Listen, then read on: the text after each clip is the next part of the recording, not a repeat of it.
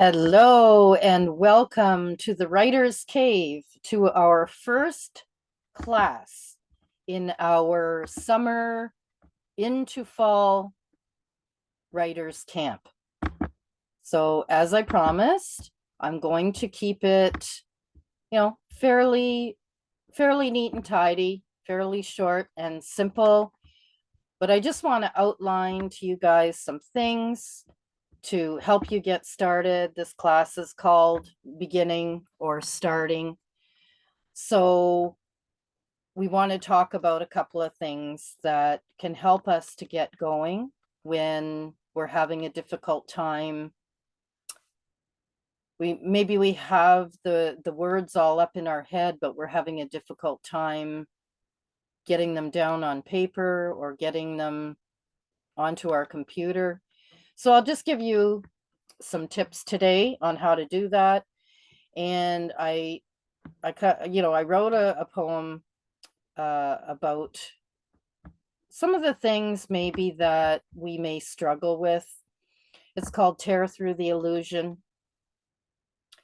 Tear through the illusion of thinking you're not enough, that you'll never do it, that you can't do it, of feeling like no one will hear you or what you have to say. Your voice matters.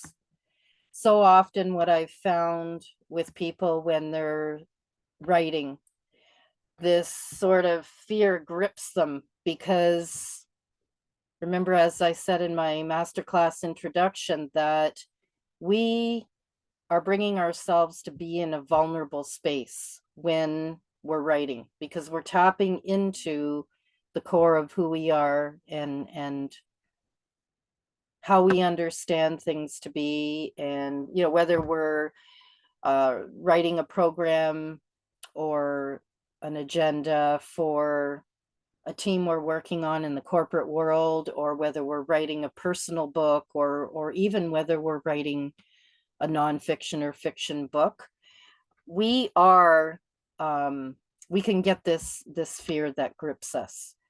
So what are two of the biggest reasons why people struggle with challenges? One is vulnerability, right? We know that when we begin writing, we're like so excited, and we're just anticipating all of this wonderful stuff that's going to come out of it. Perhaps it's going to be a tool for you to launch your business, your products and your services.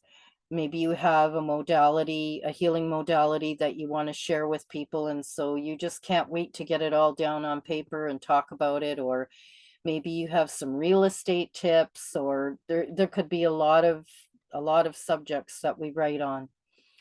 But what we don't realize is that as we're pouring ourselves out onto paper, we walk into our vulnerability space. And this can often set off alarms and bells and whistles. And then we find ourselves being triggered. So then how do we act or react? Sometimes we will keep on writing, and that's a good thing. If you've learned how to do that, that's great, because that's what we want to do. We just want to get all the words down on paper and or on your computer, and just pour them out, because then that's my job to come in and help to decipher what needs to be said, where the commas and the periods go, the ands, all of the conjoining words. So you don't want to overthink it, I guess is what I'm saying to you. Sometimes we will withdraw. We'll just get up and walk away because we're frustrated. Sometimes we'll allow distractions to pull us away from our work. All sorts of interruptions can happen. So how do we address the chaos cycle that ensues when these sorts of things happen? Well, one, we can ground ourselves, right? And how do we do that? How are we going to ground ourselves? Some of you may already have ways that you deal with grounding yourself in your daily life. Some additional points that I'd just like to make would be to go outside, go for a walk, You know, get out there. Right now we can go in our bare feet because it's summer. So get out there in your bare feet and walk on the grass or the sand or even the sidewalk.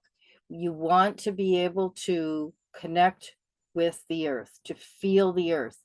Because when we do that, when we create that connection, we're connecting our body with our inner spirit. And then we pull our mind and our emotions in. So maybe lay on the grass and feel your spirit inside your body, and also allow yourself to drift outside your body. So if you're laying on the grass, you know, creating that connection with God, higher self, your angels, guides, your inner self, whoever, you know, whatever that's about. I'm sorry, I'm just in a video. I'll be about 10 more minutes, or maybe 15 if you can come back. Okay. Okay. Life happens. Theodore, come here. Come here. Please, one moment.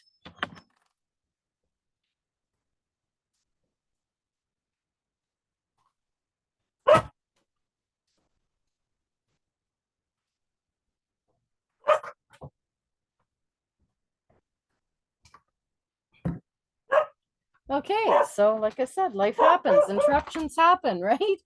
So you just deal with them when they happen. There's nothing more that you can do about it.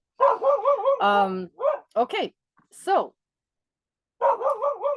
the next thing we might want to do is to take time, free time away from writing. If you haven't already begun, let's just say you're sitting on, okay, what do I write about? Or how can I go about it? What can I do to align the message that I want to say with the words that I know are inside of me? Sometimes walking away and taking time off is a good thing. So this can be a crucial time to assist you in getting centered on your starting point, or even maybe you have that starting point figured out and what you're going to write about, but getting started on what you want to say and how you want to say it. So that this is giving yourself permission to play hooky and to organize some thoughts connected to your emotions, because that's sort of where we can spiral out of control is within our emotions, right? Once our emotions connect into that chaos, then we can't focus. And a similar thing can happen with our mind when we have too much going on in our head and we're clouded with so many thoughts. That can happen. So you want to be able to allow yourself the time to breathe, relax, go for a walk on, you know, in the sun or along the beach or to the park, whatever can work for you. All right. Maybe it's just sitting in your backyard and enjoying the trees in your backyard. So as your emotions settle, you'll feel your mind start to settle as well. And then this allows you latitude to think freely and to formalize a better or greater direction with your thought and your emotion process. So what I want to show you is, let's just take this out for a second.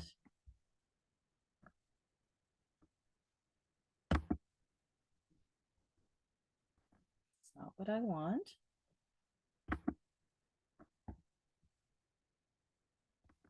See if we can minimize this. Here we go.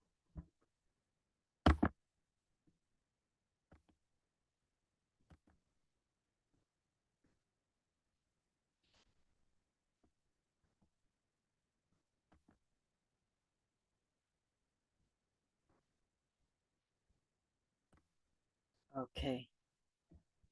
So I just want to show you guys this. Oh, I see what I'm doing wrong. Here we go. Hang on.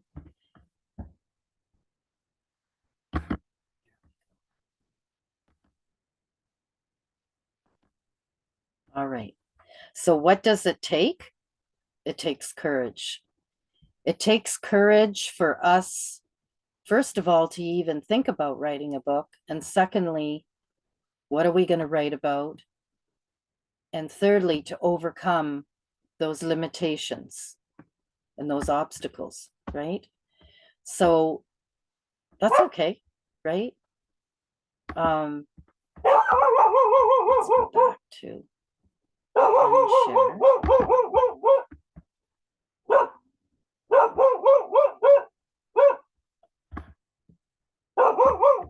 stop share. Here we go. I'm getting the hang of it.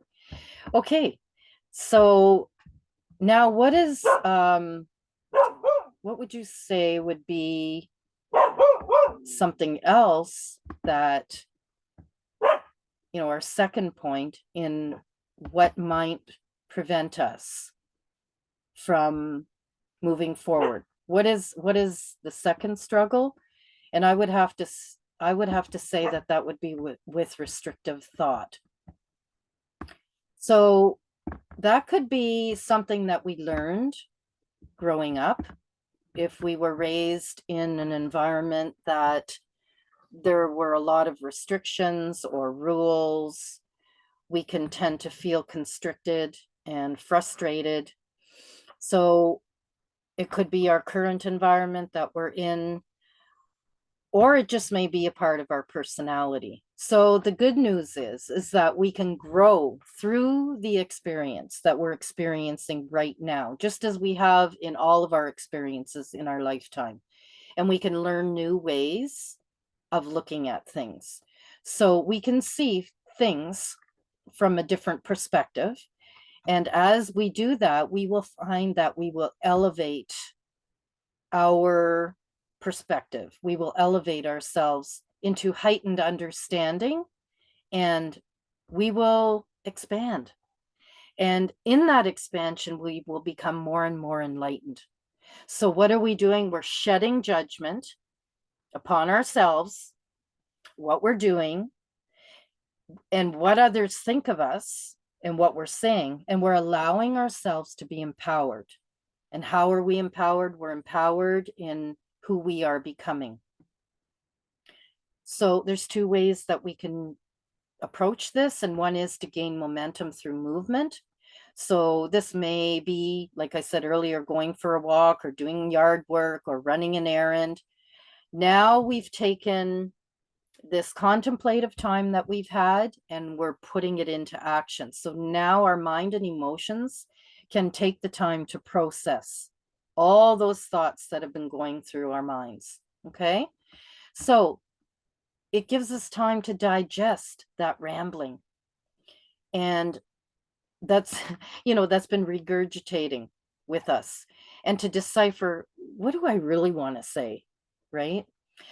The second point is that we might want to step into mindfulness. Mindfulness is a practice of focus.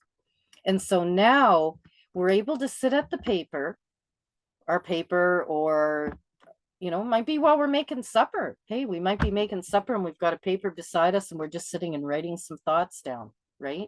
Now we're taking those spiraling thoughts that were in our head and we're putting them onto paper or our computer. Grab your computer, throw whatever down. It could be one word, it could be a sentence, and just keep doing that until the words come.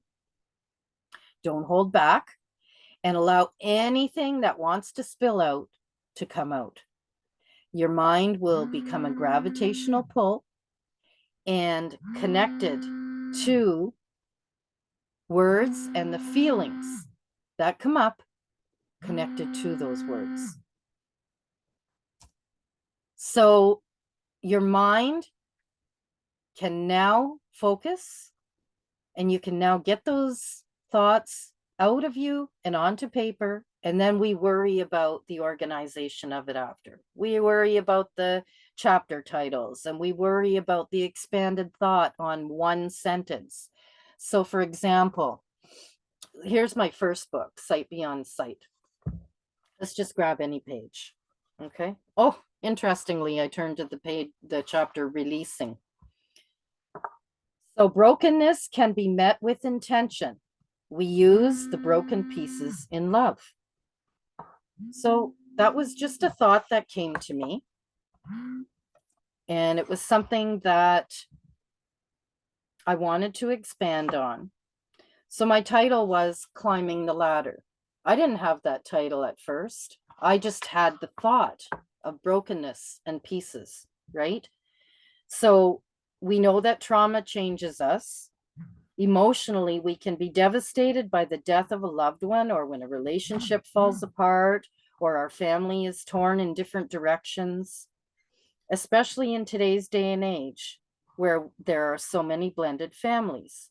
So I go on and talk about trauma and how trauma, you know, came to be in different families and that sort of thing. And then, of course, I go on and talk about trauma, or I'm sorry, releasing the trauma. So again, it always just starts, or often starts, with just one little thought. And all it takes is for you to hone in on that thought and expand it. And you can also, if you've taken any notes during your quiet time, you know, your walk, if you've got a recorder on your phone, you can record. Or if you've been sitting outside, you can just jot down notes, and you might want to refer to any of those notes or recordings to guide you. So you can go back in and insert those in your manuscript. So remember that words awaken wisdom, and be open to those words. Be open to everything that you feel erupting inside of you. So I just want to leave you with one final encouragement.